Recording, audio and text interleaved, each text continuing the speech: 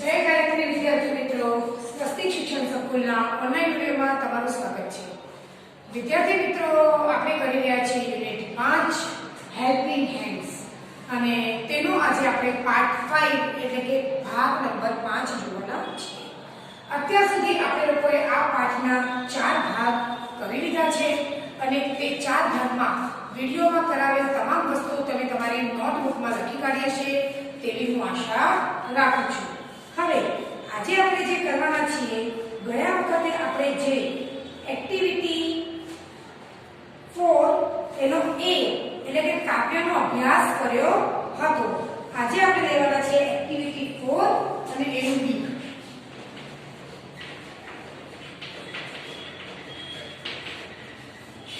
નીચેના વ્યવસાયકારો ક્યાં રહે છે તેના વિશેનું એક કાવ્ય હતું. હવે એક્ટિવિટી 4B માં ઉદાહરણ પ્રમાણે વ્યવસાયકાર અને તેના કાર્યસ્થળના નામ લખવાના છે. એમાં પહેલું તો તમને આપેલું છે ધ ઇલેક્ટ્રિશિયન, તો ઓન ધ ઇલેક્ટ્રિસિટી પોલ અથવા તો એટ ધ ઇલેક્ટ્રિસિટી ઓફિસ. તેના પછી બીજાથી આપણે લખીએ the farmer.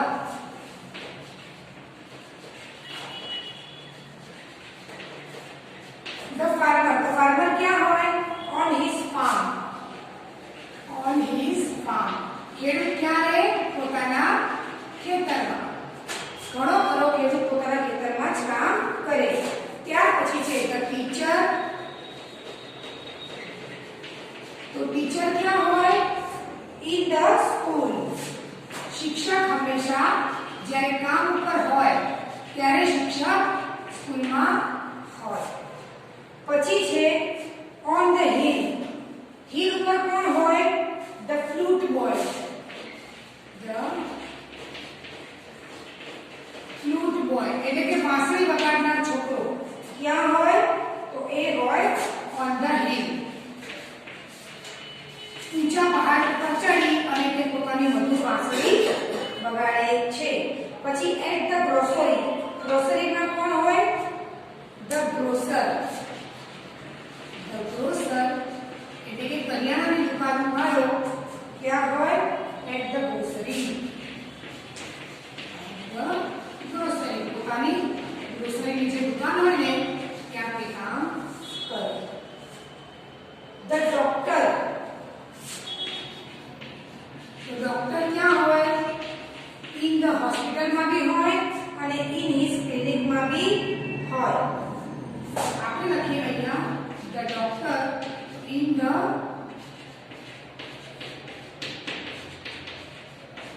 hospital. The doctor is in the hospital. અને at the court. કોર્ટમાં કોણ હોય? તો the judge. The judge. judge હોય at the court. at the court. judge કોને કહેવાય? judge એટલે ન્યાયાધીશ. ન્યાયાધીશ ક્યાં હોય? ન્યાયાલયમાં હોય. પછી at the office cabin. Office કેબિનમાં કોણ હોય? તો the clerk. The clerk at the office cabin. At the office cabin. કોઈ પણ ઓફિસની જે કેબિન હોય તેની અંદર ક્લાર્ક બેઠેલા હોય અને આપણને ત્યાં આગળ જે બી માહિતી જોઈતી હોય તે આપણને ક્લાર્ક પાસેથી મળી રહે. પછી ટ્રાફિક પોલીસ. ટ્રાફિક પોલીસ ક્યાં હોય? કેસો મને? ટ્રાફિક પોલીસ હોય 4 રસ્તે જ્યાં આગળ ટ્રાફિક ભેગો થાય ત્યાં. ટ્રાફિક પોલીસ તો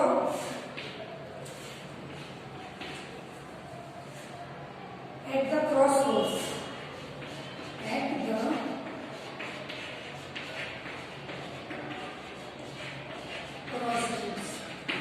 ચાર રસ્તા ઉપર ટ્રાફિક પોલીસ હોય.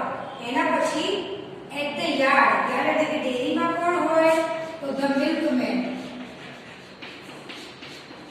ધ મિલ્કમેન હોય તો at the yard.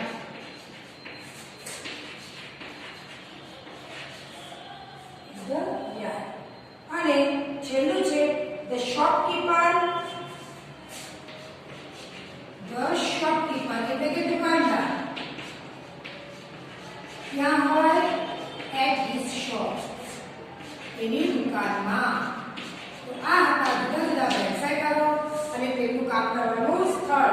The farmer તો on his farm, the teacher તો in the school, the flute boy તો on the hill, and the grocer તો at the grocery, the doctor તો in the hospital, અને the judge તો at the court, the clerk at the office cabin, and traffic police તો at the crossroads, the milkman તો at the yard, and the shopkeeper at his shop. આ પ્રમાણે આપણે લોકોએ જુદા જુદા વ્યવસાયકાર અને તેના કામ કરવાના સ્થળોને લખ્યા. હવે આપણે લઈશું એક્ટિવિટી 5.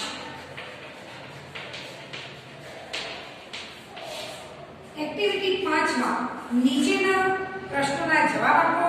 તમારા શિક્ષકના માર્ગદર્શન પ્રમાણે તમારે લોકોને આના જવાબ લખવાના છે. તો તેમાં who is the doctor? તો અહીં આપણે કોઈ ડોક્ટરનું નામ લખવાનું છે. who is the doctor? તો તમારે લખવાનું mister Vipul Shah is a doctor. Mr. Vipul Shah is a doctor. પછી બીજો પ્રશ્ન છે ડોક્ટર કોણ છે? તો વિપુલ શાહ ડોક્ટર છે. There is his અથવા her clinic અથવા હોસ્પિટલ. એનું ક્લિનિક અથવા હોસ્પિટલ ક્યાં છે? તો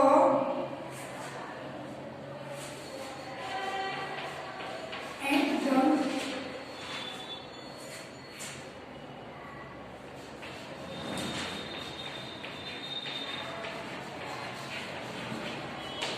બાપુનગર. At the Bapunagar. તેમનું હોસ્પિટલ બાપુનગરમાં છે. ત્રીજું what is in the doctor's pocket? ડોક્ટરના પોકેટમાં શું હોય? તો મને કહેશો ડોક્ટરના પોકેટ્સમાં શું હોય? તો ડોક્ટરના પોકેટ્સમાં હોય યા તો ગ્લવ્સ હોય અને જે ક્યારેક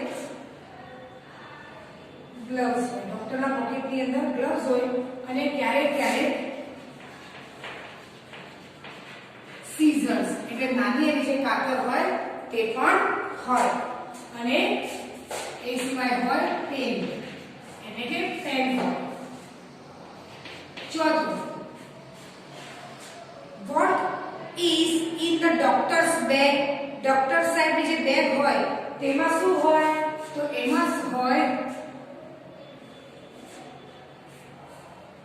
સ્ટેથોસ્કોપ હોય. સ્ટેથોસ્કોપ ખબર પડે છે તમને શું કહેવાય?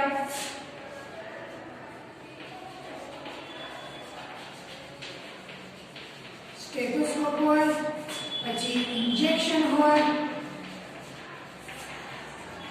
અને જુદી જુદી પ્રકારની દવા હોય, મેડિસિન્સ. આ ડોક્ટરના શું હોય? જે બેગ હોય ને તેની અંદર હોય. Who is our principal? Principal કોણ છે? તો મિસ્ટર મયુર ભાઈ પટેલ. આપણી સ્કૂલના પ્રિન્સિપલ કોણ છે? મિસ્ટર મયુરભાઈ પટેલ. છઠ્ઠું મયુરભાઈ પટેલ. છઠ્ઠો પ્રશ્ન છે Where is the principal? Principal સાહેબ ક્યાં છે? તો in his office. તે તેમની ઓફિસમાં છે. સાતમું Who is the electrician? Electrician નું નામ શું છે? તો મિસ્ટર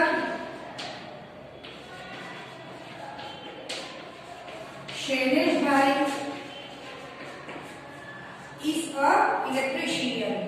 શૈલેશભાઈ છે તે ઇલેક્ટ્રિશિયન છે. પછી આઠમું છે છેલ્લું what is in the electrician pocket? તો એમાં ઇલેક્ટ્રિશિયનના પોકેટમાં શું હોય? એક તો હોય ટેસ્ટર અને બીજું હોય સ્ક્રૂડ્રાઈવર.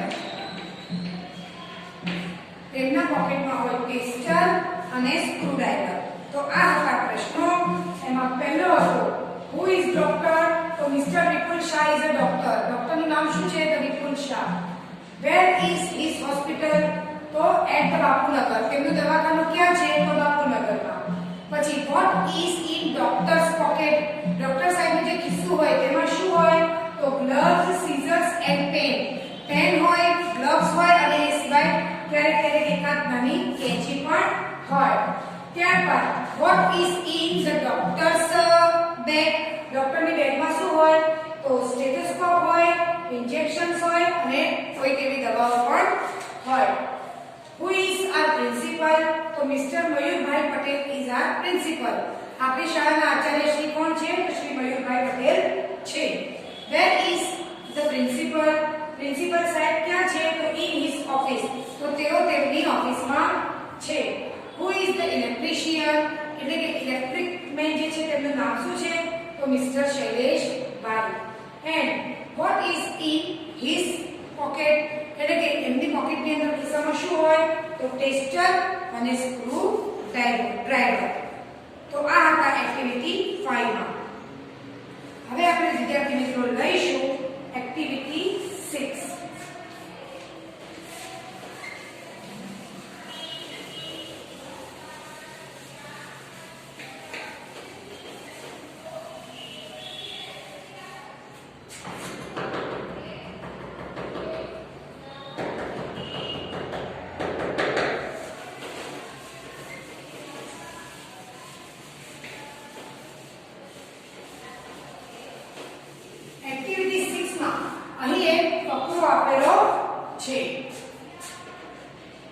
અને તે છે એક ચોપડીનું વર્ણન છે. તે ચોપડી વિશેનું સરસ વર્ણન અહીં આપેલું છે. તે આપણે વાંચીએ અને પહેલા સાંભળીએ. Hello friends, I am a book. No I am not a text book. તો નમસ્તે મિત્રો, હું એક નોટ છું. નાના, હું કોઈ પાઠ્યપુસ્તક એટલે કે ચોપડી નથી. My cousin is in your teacher's cupboard. મારા જે પિતરાઈ છે તે તમારા શિક્ષકના કબાટમાં છે. I am not an exercise book or a work book. હું તમારી લોકોની કોઈ પણ સ્વાધ્યાય પોથી કે પછી કોઈ બીજી બુક નથી. Can you gas who M I?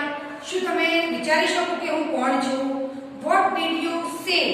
A passbook? તમે શું કીધું? Passbook? No dear, I am not. ના મિત્રો, હું નથી. I am not useful in the bank. હું બેંકમાં ઉપયોગી નથી. Any idea? તમારી પાસે કોઈ એવો વિચાર કહી શકશો મને કે હું કોણ છું? Okay, May I give you a hint. ચલો હું તમને થોડોક એવો હિન્ટ એટલે કે ઇશારો આપું. What? No, that's impressive. Say it loudly. અરે નહીં, ચલો બોલો, થોડું જોરથી બોલો. A story book or a picture book? Sorry dear, I am not from the library. Hint. તો એને કહ્યું કહેવામાં આવ્યું છે કે ભાઈ સ્ટોરી બુક અથવા ચિત્રની બુક. સોરી મિત્રો, હું કોઈ લાઇબ્રેરીમાં મળતી બુક નથી. હવે well, I am a notebook. No, I am not your English notebook. હું એક નોટબુક છું એટલે કે લખવાની નોટ છું, પણ હું તમારી કોઈ પણ ઇંગ્લિશ નોટબુક નથી. But yes, your teacher writes notes in me. પણ હા, તમારા શિક્ષક જે છે તે તેનામાં લખે છે. Note again, I am not a reference note or a diary. અરે હું કોઈ પણ તમારી લોકોની લેસન ડાયરી કે તેવી કોઈ ડાયરી નથી, કોઈ પણ નોંધ લખવાની. I am not so thick and big. હું થીક એટલે કે જાડી અને મોટી નથી. Any more guesses? તમારામાંથી કોઈ મને કહી શકશે? No well, I am very small, short and thin. તો હું એકદમ નાની, પતલી અને ટૂંકી છું. I have only 12 pages. મારામાં ફક્ત 12 પેજ છે. A calendar? Oh dear, you are wrong. અરે તમે ફરીથી ખોટા છો. Your teacher writes and reads and calculates from me. તમારા શિક્ષક મને વાંચી શકે છે, મારામાં લખી શકે છે અને મારાથી ગણતરી પણ કરી શકે છે. But can a book be a calendar? શું એક બુક એટલે ચોપડી એક કેલેન્ડર હોય? No no, not an atlas. There is no maps in me. અરે નહીં, હું એટલાસ પણ નથી. એટલાસમાં તો નકશા હોય અને મારી અંદર કોઈ નકશા નથી. તો I am an ખાલી જગ્યા book. તો I am an account book. કઈ book? Account book. જો વિદ્યાર્થી મિત્રો, account book જે હોય છે તે એક નાની અને પતલી એવી બુક હોય છે. તેની અંદર આપણે લોકો આપણી બેંકને લગતી જે વસ્તુ હોય અથવા કોઈ માહિતી હોય તો તેમાં આપણે લખી શકીએ અને ક્યારેક ક્યારેક એમાં આપણે ગણતરી પણ કરી શકીએ. પરંતુ બેંકની અંદર તેનો કોઈ પણ ઉપયોગ થતો નથી. તો આ હતું વિદ્યાર્થી મિત્રો એક્ટિવિટી 6 માં આપેલો એક સરસ મજાનો ફકરો. હવે આ ફકરામાં આપણે જુદી જુદી ચોપડીઓ અને નોટો વિશે જોયું. તે હવે આપણે એ નોટબુકના નામ લખીશું.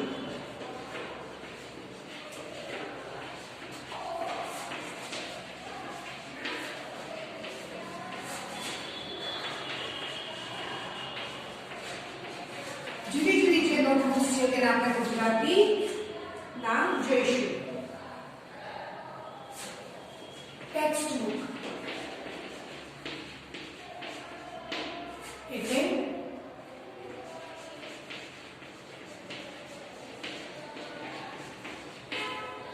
પાઠ્યપુસ્તક.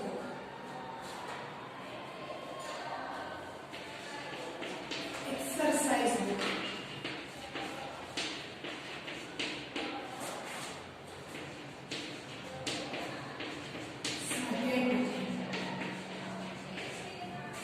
Work book. તો એ પણ એક પ્રકારની સ્વાધ્યાય પોથી જેવી જ હોય જેની અંદર લખવાનું હોય. અને વર્ક બુકની અંદર તમને ચિત્રકલા પછી એવી જુદી જુદી વિષયોની ક્રાફ્ટ હોય, ક્યારેક ક્યારેક એવી બધી પ્રોજેક્ટ વર્ક હોય તેવી ચોપડીઓ હોય છે.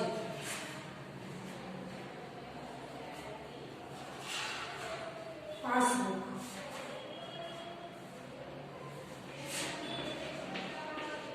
પાસબુક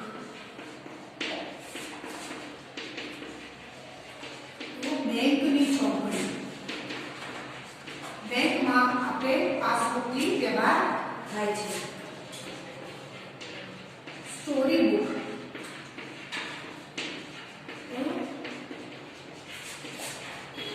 વાર્તાની ચોપડી. પિક્ચર બુક,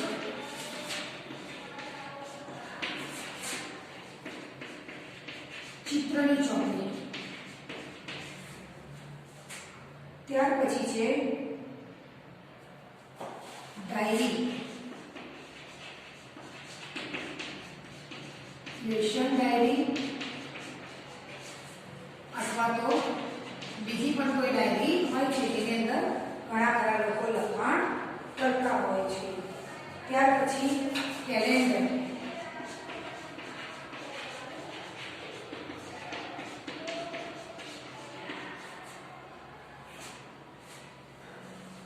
કેલેન્ડર તમને ખબર છે ને વિદ્યાર્થી મિત્રો. ત્યાર પછી છે